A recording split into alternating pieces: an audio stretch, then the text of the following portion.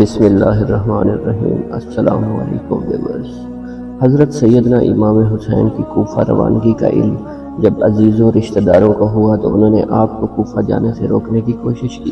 حضرت عبداللہ بن زبیر نے کہا، کوفہ والے اگر آپ کے حامی ہیں تو وہ یہاں آ کر آپ کی مدد کریں، آپ یہاں رہ کر اپنی خلافت کا اعلان کریں۔ آپ نے فرمایا، میں مکہ مکرمہ میں خوریزی نہیں چاہتا۔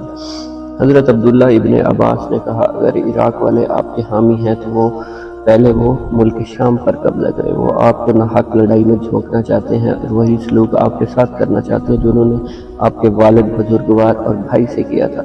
آپ نے اس عذر کو تسلیم نہ کیا اور قریباً 4 ماہ مکہ مکرمہ میں قیام کے بعد کوفہ کی جانب روانہ ہو گئے۔ حضرت سیدنا امام حسین رضی اللہ تعالیٰ عنہ نے مکہ مکرمہ سے رخصتی کے وقت خطبہ دیا، موت اولاد آدم کے لیے لازمی ہے اور یہ مومن کے لیے باعث زینت ہے۔ جس طرح عورت کے گلے میں ہاتھ، مجھے اپنے بزرگوں سے ملنے کا شوق ہے اور یہ شوق حضرت یعقوب علیہ السلام کی طرح ہے، جس طرح وہ حضرت یوسف علیہ السلام سے ملنے کے مشتاق تھے۔ میرے لیے مقتل تیار کیا گیا ہے جسے میں دیکھوں گا، اور اب میں دیکھ رہا ہوں جنگل کے بھیڑیے مجھے چیر رہے ہیں اور مجھ سے اپنے شکم بھر رہے ہیں۔ جو بات لوح محفوظ میں لکھ دی گئی ہے اس سے کوئی نہیں بچ سکتا۔ ہم اہل بیت بھی اللہ عز و جل کی رضا میں راضی ہیں اور اس آزمائش پر صبر کرنے والے ہیں۔ وہ یقیناً ہمیں اس کی جزا عطا فرمائے گا۔ حضور نبی کریم صلی اللہ علیہ وسلم سے ان کی آل دور نہیں ہوگی اور ہم جلد جنت میں ملنے والے ہیں۔ جو ہمارے لیے اپنی جان قربان کرے گا وہ اپنے نفس کو حق سے ملنے پر آمادہ کر چکا ہے۔ حضرت سیدنا امام حسین کی کوفہ روانگی کی خبر جب ابن زیاد کو پہنچی تو اس نے جاسوسی کا نظام سخت کر دیا۔ حضرت سیدنا امام حسین سے ہمدردی رکھنے والوں کو قید مارنا شروع کر دیا۔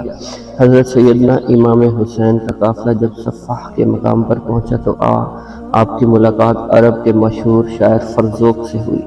حضرت سیدنا امام حسین جب صعلبہ پہنچے تو آپ نے کوفہ کی جانب سے ایک گھوڑ سوار کو آتے دیکھا۔ آپ نے اسے روک کر کوفہ کے حالات دریافت کیے تو اس نے عرض کیا، ابن زیاد کا کوفہ کو گورنر مقرر کیا گیا ہے، اس نے یزید کے مخالفین پر کوفہ کی سرزمین کو تنگ کر دیا گیا ہے۔ آپ کے چچا زاد بھائی مسلم بن عقیل اور ان کے دونوں بیٹوں کو شہید کر دیا گیا ہے۔ حضرت مسلم بن عقیل ہانی بن عروہ کے گھر مقیم تھے، انہیں بھی شہید کر دیا گیا ہے۔ حضرت مسلم بن عقیل کے جتنے بھی حامی تھے وہ سب شہید کر دیے گئے۔ حضرت سیدنا امام حسین نے جب یہ خبر دیگر لوگوں کو سنائی تو مسلم بن عقیل کی صاحبزادی حضرت حمیدہ جو کہ اس قافلے میں شامل تھی رو پڑی۔ آپ نے فرمایا، اللہ ان ظالموں سے بدلہ لے گا، انہیں جہنم واصل کرے گا۔ میرے بھائی مسلم کے ذمہ جو فرض تھا انہوں نے بخوبی نبھایا، اب جو کچھ ہے وہ ہمارے ذمہ ہے۔ آپ نے حضرت مسلم بن عقیل کی بیوہ اور دیگر بچوں کو بھی تسلی دی۔ جب حضرت سیدنا امام حسین زبالہ کے مقام پر پہنچے تو آپ کو اطلاع ملی عبداللہ بن العقیر جو حضرت مسلم بن عقیل کے ہمراہ تھے انہیں بھی شہید کر دیا گیا۔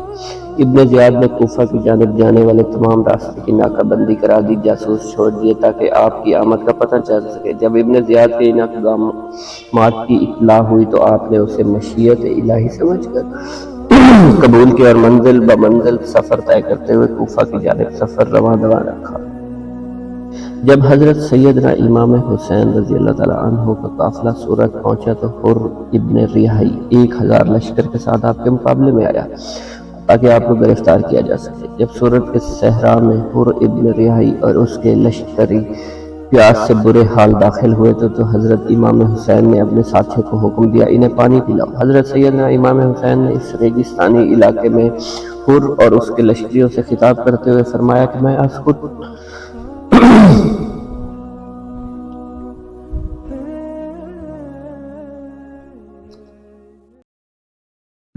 خود تمہاری جانب نہیں آیا بلکہ تم نے مجھے خطوط لکھ کر بلایا۔ اب جب کہ تمہارا کوئی امام نہیں میں تمہاری رہنمائی فرماؤں گا۔ اب میں آ گیا ہوں، تمہیں اپنی منزل کی جانب واپس لوٹ کر جانا ہوگا۔ حضرت سیدنا امام حسین کی اس تقریر کو سن کر حر اور اس کے لشکر نے کوئی جواب نہ دیا۔ پھر آپ نے نماز کی امامت فرمائی، حر اور اس کے لشکریوں نے نماز ادا کی۔ نماز سے فارغ کے بعد آپ رضی اللہ تعالیٰ عنہ اپنے خیمے میں تشریف لے گئے اور حر کا لشکر اپنے خیموں میں لوٹ گیا۔ پھر نماز عصر کا وقت ہوا۔ عصر کی نماز کے بعد حر کے لشکر نے ایک مرتبہ پھر آپ کی امامت پہ نماز عصر ادا کی۔ نماز کے بعد حضرت سیدنا امام حسین نے خطبہ دی: اے لوگو، اگر تمہیں اللہ کا کچھ خوف ہے تو پھر حق کو پہچانو، یہ بات اللہ کی خوشنودی کے لیے ہے۔ آل رسول اسلامی نظام کی بدولت ان لوگوں سے زیادہ حقدار ہیں جو اپنے دعویٰ میں غلط ہیں اور ظالم ہیں۔ تم لوگوں نے اپنے خطوط اور قاصدوں کے ذریعے اپنا ارادہ ظاہر کیا، اگر اس سب کے مخالف ہو تو پھر میں لوٹ جاتا ہوں۔ حضرت سیدنا امام حسین کا خطبہ سن کر حر نے عرض کیا: مجھے ان خطوط کی بابت کچھ علم نہیں۔ پھر حضرت سیدنا امام حسین نے کوفہ، بصرہ کے عمائدین کے خطوط منگوا کر دکھائے۔ حر نے عرض کیا: میں ابن زیاد کے حکم پر قافلہ والوں کو پکڑ کر میرے سامنے لایا جائے، اس کا پابند ہوں۔ میرے لشکر نے ابھی تک آپ سے کوئی زیادتی نہیں کی ہے۔ میری درخواست ہے آپ میرے ساتھ چلیں یا پھر کوئی دوسرا راستہ اختیار کر لیں۔ حضرت سیدنا امام حسین نے اس راستے کی بابت دریافت کیا تو حر کو شام کے راستے پر ڈال دیا۔ حضرت سیدنا امام حسین سراج، جو کہ قادسیہ کے نزدیک تھا، وہاں سے کوفہ نزدیک تھا کی بجائے کربلا کی جانب چل دیا، جہاں سے کوفہ کا فاصلہ قدرے دور تھا۔ حضرت سیدنا امام حسین کا یہ قافلہ سفر کرتا ہوا منزل در منزل نینوا پہنچا۔ نینوا دریائے فرات کے کنارے آباد ہے۔ حضرت سیدنا امام حسین کو مجبور کیا گیا کہ وہ دریائے فرات سے قدرے دور کربلا کے لک و دک صحرا میں قیام پذیر ہوں۔ چنانچہ حضرت سیدنا امام حسین اور دیگر قافلے والے کربلا کے میدان میں خیمہ زن ہوئے، جہاں دریائے فرات اور ان کے درمیان ایک پہاڑ حائل تھا۔